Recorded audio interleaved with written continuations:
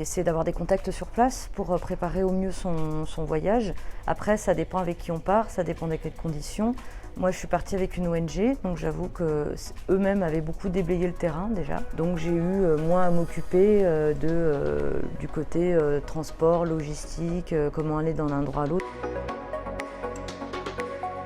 Oui, mais qui étaient plutôt des complications logistiques, qui n'étaient pas forcément des complications dues à mes reportages ou dues aux gens que j'ai rencontrés. Enfin, je veux dire, j'ai pas eu de menaces, pas eu d'agressions. Les complications, ça peut être des fois la barrière de la langue, ça peut être des problèmes de transport, des choses comme ça, mais qui étaient plus pour moi des problèmes logistiques que à réellement parler voilà, il n'y a pas de danger dans les pays où je suis allée.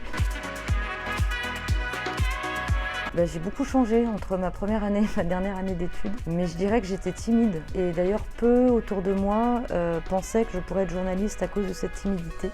Parce que j'étais quelqu'un qui n'osait pas forcément aller vers les autres, assez renfermée sur moi-même. Et du coup, justement, ce métier et ces études m'ont forcée à aller vers les autres, alors que c'était contre ma nature. Donc je pense que j'ai un peu évolué.